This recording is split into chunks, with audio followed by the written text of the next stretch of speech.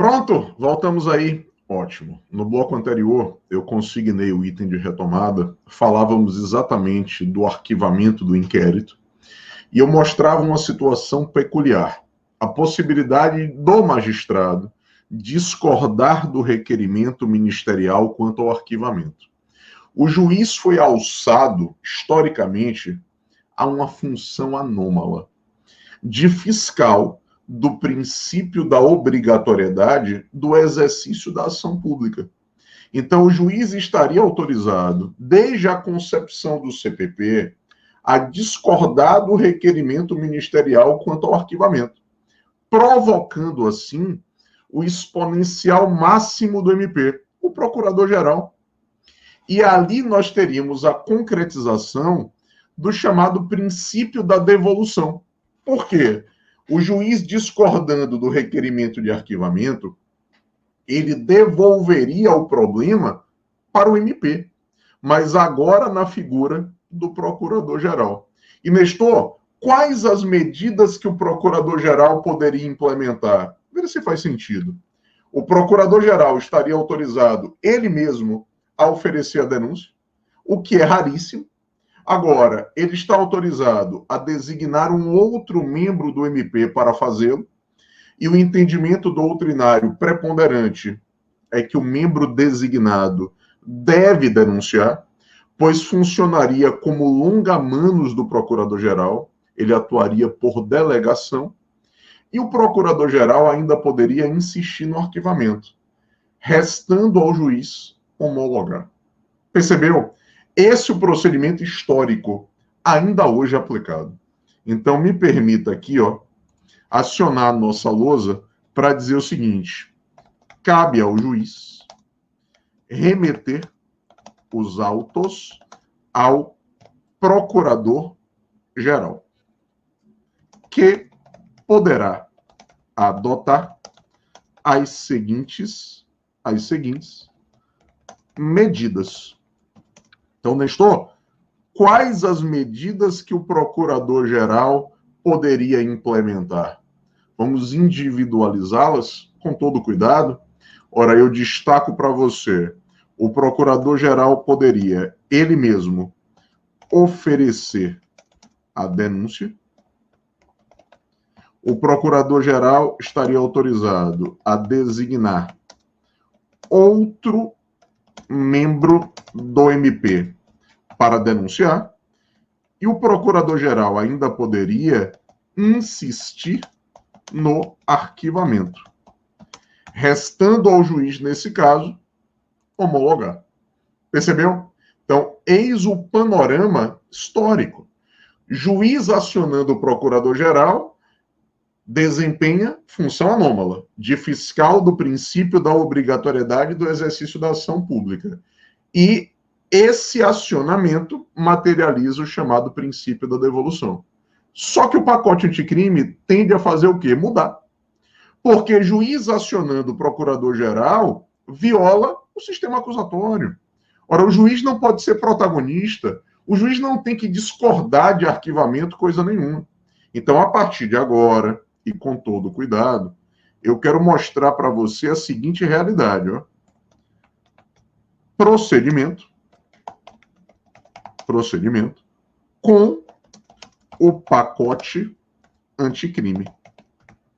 Então, o que é que se quer? Que o próprio promotor da causa ordene o arquivamento. Ele determina o arquivamento e submete o arquivamento por ele ordenado à homologação por uma instância de revisão. Quem é essa instância de revisão? Ela será definida em cada unidade federativa. É possível que seja o próprio procurador-geral. Só que o promotor que ordenou o arquivamento, ele deve intimar o delegado, o ofendido e o investigado. E a vítima, a partir do momento que ela é comunicada, ela pode se insurgir contra o arquivamento. E ela tem um prazo de 30 dias. Percebeu? Então, é essencial. E o nosso código, ele ainda aprimora o procedimento dizendo o seguinte: quando a vítima é a União, o Estado ou o município, a chefia do órgão responsável pela sua representação jurídica poderá se insurgir contra o arquivamento do inquérito e provocar a instância de revisão. Percebeu? Então, me permita aqui, fazer uma síntese da ideia construída com respeito à lógica do sistema acusatório. Cabe ao membro do MP ordenar o arquivamento, submetendo o tema à homologação por uma instância de revisão.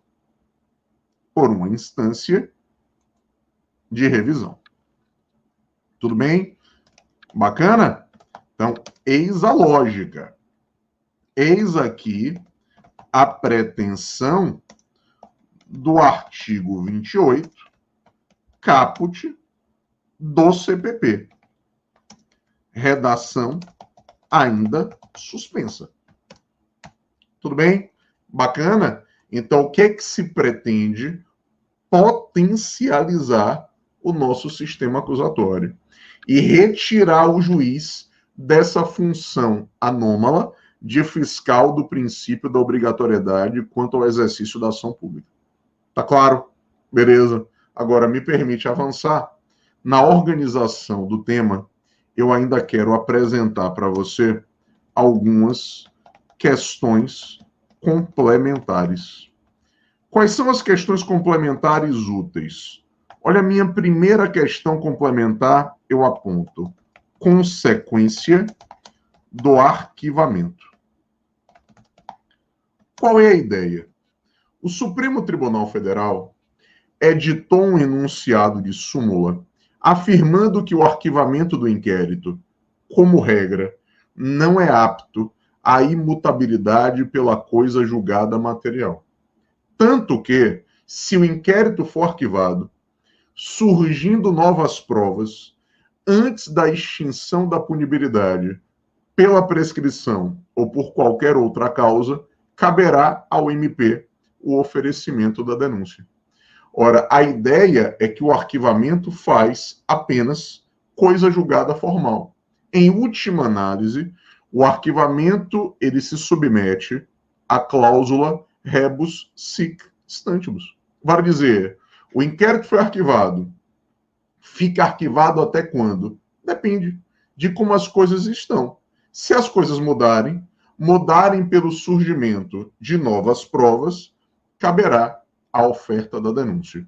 Então, na lógica da consequência do arquivamento, a matéria é regulada na súmula 524 do STF.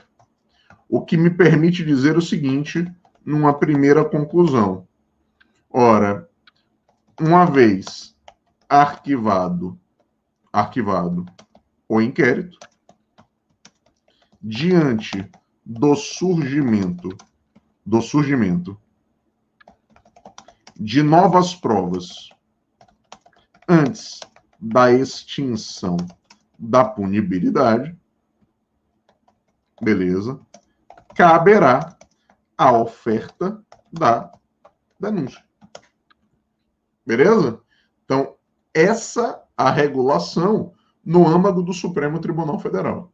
O que significa dizer, e aí eu formulo a nossa segunda conclusão, de que maneira o arquivamento faz apenas coisa julgada formal. Beleza. E, numa terceira conclusão, também muito frequente nos nossos concursos, o arquivamento segue a cláusula rebus sic stantibus. Tudo bem? O arquivamento segue o estado das coisas. Se as coisas permanecerem como estão, o inquérito segue arquivado. Se as coisas mudarem, pelo surgimento de novas provas, caberá a oferta da denúncia. Tudo bem? Tranquilo? Agora me permite avançar nas minhas questões complementares, eu vou destacar aqui uma segunda questão complementar: definitividade do arquivamento. Ora, o próprio Supremo entendeu que, de maneira excepcional, o arquivamento é apto à imutabilidade pela coisa julgada material. Se ele estiver amparado, ouça, na certeza da atipicidade, formal ou material, ou na certeza da extinção da punibilidade. Então, o membro do MP vai até o juiz e requer o arquivamento com base na certeza da tipicidade. Se o juiz homologar nesses exatos termos, aquele ato é definitivo. Então, não caberá denúncia no futuro, nem mesmo se surgirem novas provas. O mesmo acontece quando o arquivamento é amparado na certeza da extinção da punibilidade. Qual vai ser o grande problema? Se realmente a suspensão do caput do artigo 28 cair, o arquivamento vai acontecer dentro do próprio MP. E defender que um ato emanado do Ministério Público faz coisa julgada material, nós teremos aí alguma dificuldade em defender essa interpretação. Então, como é que vai ficar a coisa julgada material? Vai ser uma grande incógnita.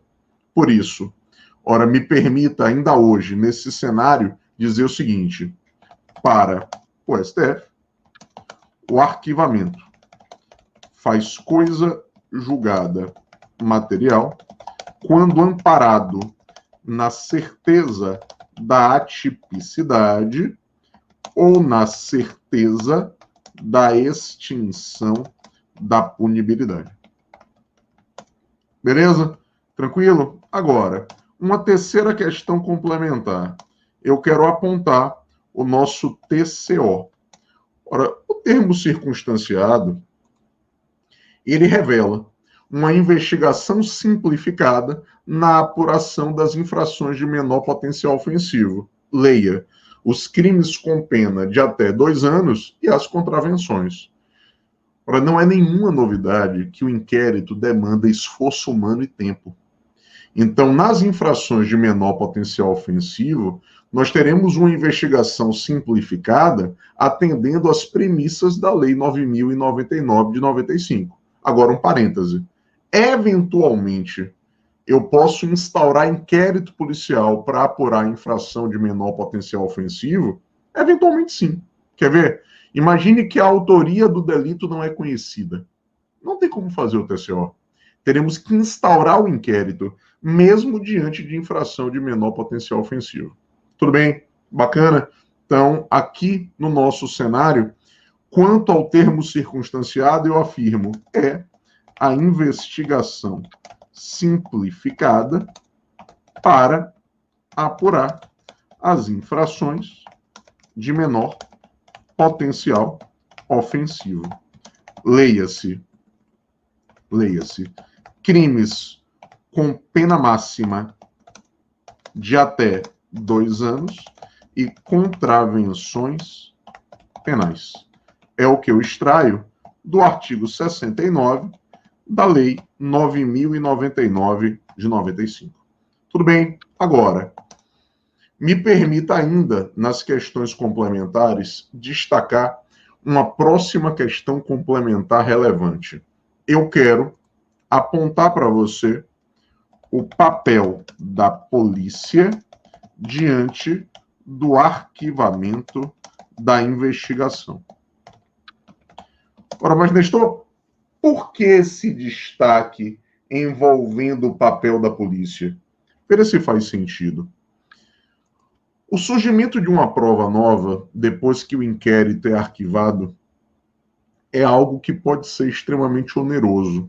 Então, o nosso código volta os olhos para a polícia para dizer o seguinte: se o inquérito foi arquivado, a polícia pode envidar os esforços necessários para prospectar uma prova nova. Se a polícia tiver êxito, esta prova será remetida ao juiz. O juiz abre vistas ao MP. E se o membro do Ministério Público estiver convencido, ele oferece a denúncia. Então, a súmula 524 do Supremo, ela foi idealizada para o Ministério Público, para dizer o seguinte: ora, o inquérito foi arquivado, o pressuposto para a oferta da denúncia é o surgimento de uma prova nova. Já o artigo 18 do CPP, ele volta os olhos para o papel da polícia. Inquérito arquivado, a polícia poderá diligenciar com o intuito de prospectar uma prova nova que viabilize a denúncia. Parte da doutrina defende que essa atuação da polícia pressupõe o desarquivamento. E o desarquivamento é ato do promotor. Só que não é o que o Código explicita no artigo 18. Numa prova objetiva, principalmente, qual é a ideia? A polícia pode envidar esforços em busca de uma prova nova que viabilize a oferta da denúncia? Sem dúvida. Então, nesse cenário, qual é a lógica? Ora, a polícia poderá realizar diligências com o objetivo de prospectar prova nova que viabilize a denúncia após o arquivamento do inquérito. Tudo bem? Eis a lógica importantíssima extraída do artigo 18 do CPP. Bacana? Agora, uma quinta questão complementar, indiciamento. Qual é a minha preocupação quanto ao indiciamento? A matéria, ela foi melhor regulada na Lei 12.830 de 2013, que trata da atuação da Polícia Judiciária. O indiciamento no bojo do inquérito policial é ato do delegado.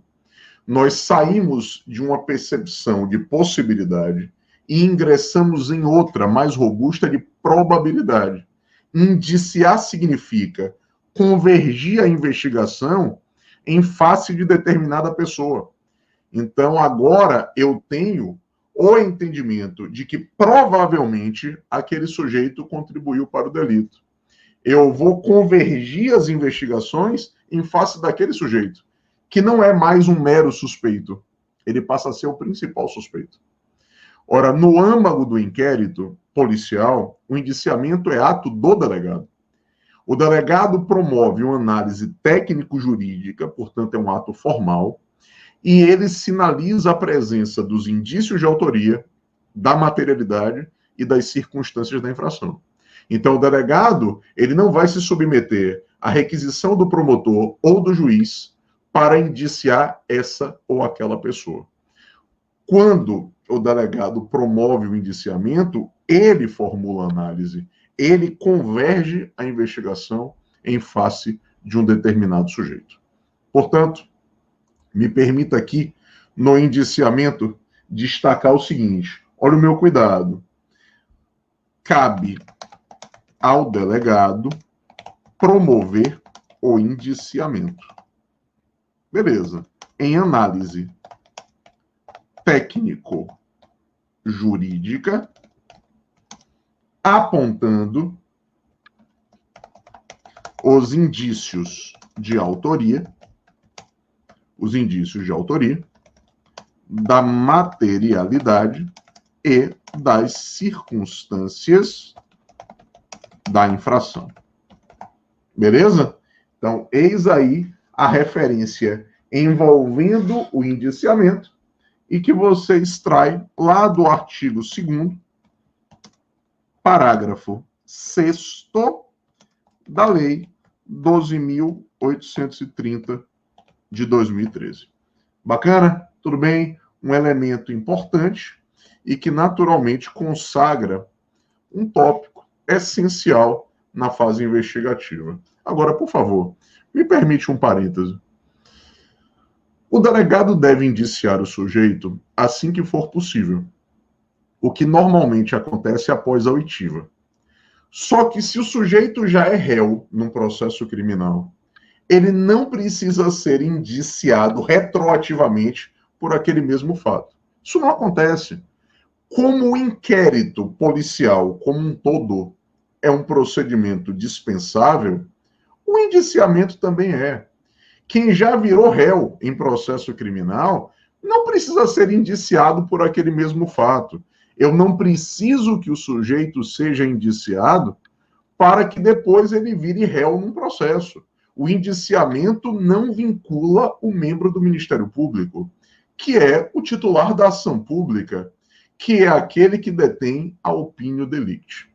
Percebeu? Bacana? Agora, no indiciamento, me permita aqui fazer uma advertência importante com a legislação extravagante batendo na nossa porta. Por quê?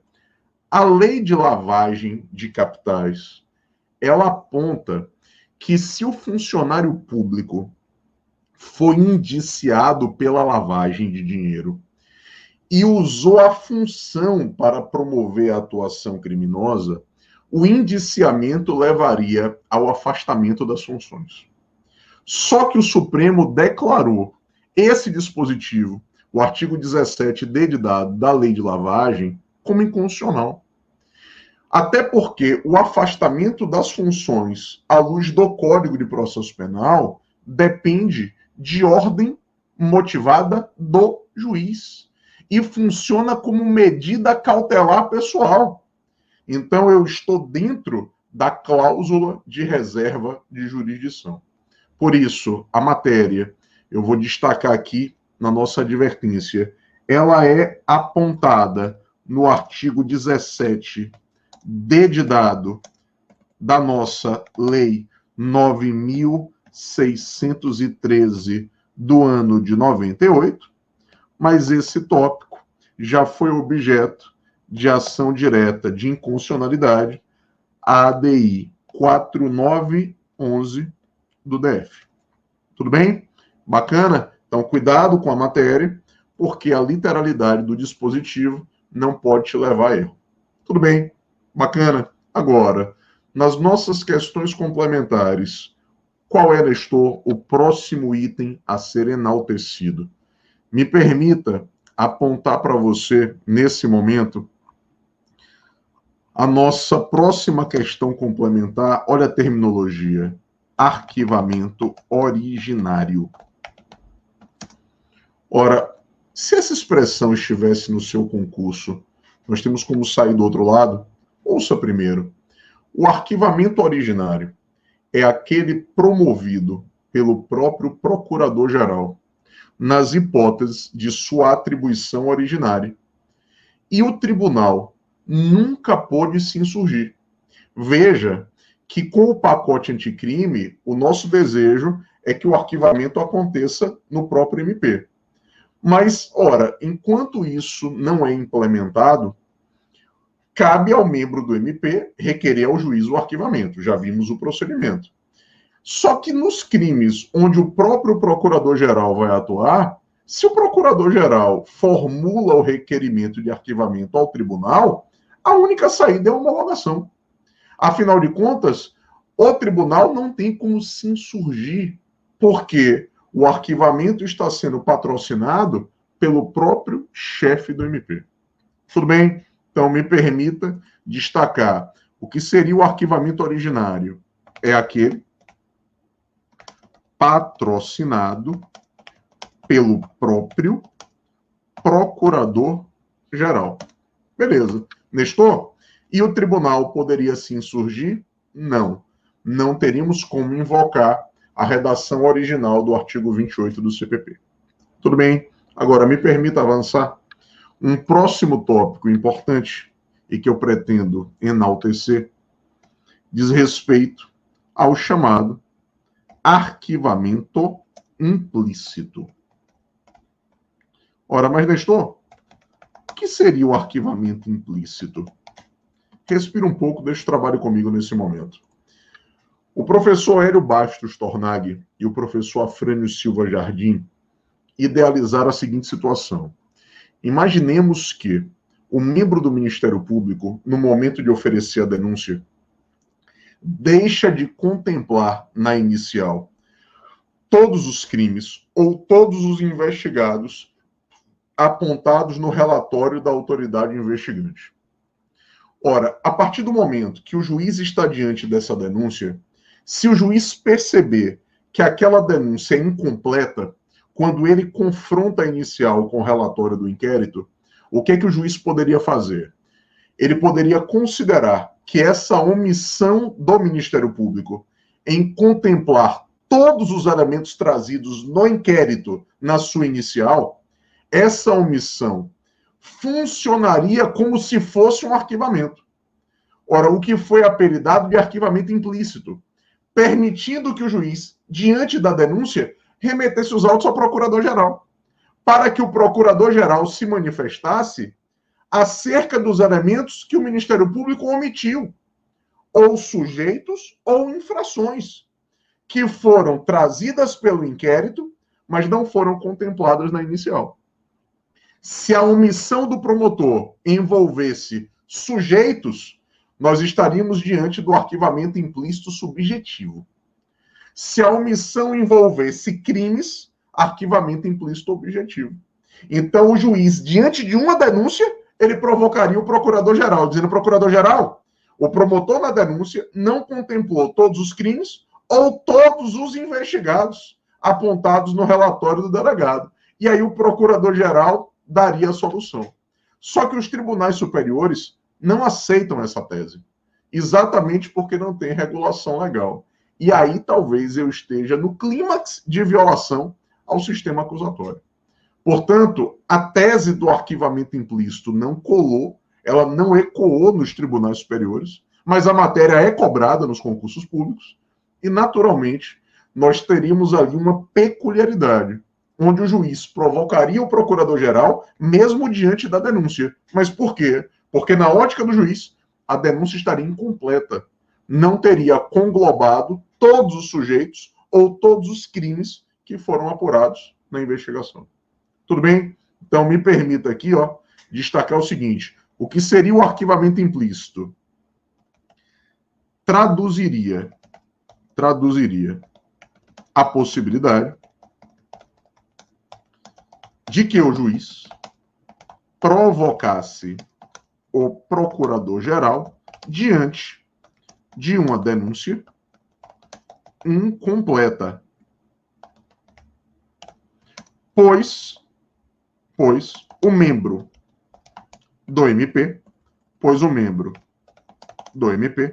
não contemplou todos os sujeitos e ou crimes trazidos pelo inquérito policial. Beleza? Então, quando a omissão fosse de crimes, estaríamos diante de um arquivamento implícito objetivo. Se a omissão fosse de infratores, arquivamento implícito subjetivo. O juiz pega a denúncia, confronta com o relatório do inquérito, percebendo que não haveria ali sinergia entre eles, acionaria o procurador-geral. Só que o arquivamento implícito, historicamente, não é aceito, porque não há previsão na lei quanto à sua regulação. Tudo bem? Tranquilo? Agora, me permita ainda formular um destaque complementar. Qual seria? Esfera federal. Ora, se o procurador da República vai até o juiz federal e requer o arquivamento do inquérito, quando o juiz federal discorda, ele remete os autos para a Câmara de Coordenação e Revisão do MPF. É um órgão do MPF que atua por delegação do Procurador-Geral da República. Beleza? Então, na esfera federal, invocando o artigo 28 na sua redação original, ora, o órgão acionado é a Câmara de Coordenação e Revisão. Claro que, se a nova redação do artigo 28 do CPP, que está suspensa, passar a ser implementada, essas questões perdem a importância. Exatamente diante de um contexto onde o juiz não vai acionar órgão de cúpula coisa nenhuma. O arquivamento será ordenado pelo membro do MP e ele submeterá à homologação de uma instância de revisão. Portanto, me permita destacar o seguinte: quando o juiz federal aciona o artigo 28 do CPP, e aí eu coloco entre parênteses redação original, ele remete os autos para, olha o detalhe, hein, para a Câmara de Coordenação e Revisão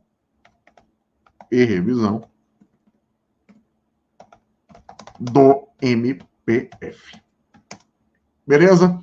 Tudo bem? Eis a ideia. E com isso fizemos o quê? Concluímos a nossa abordagem dentro do sistema de investigação preliminar. Bacana? Então me dou por satisfeito, agradeço imensamente. Grande abraço.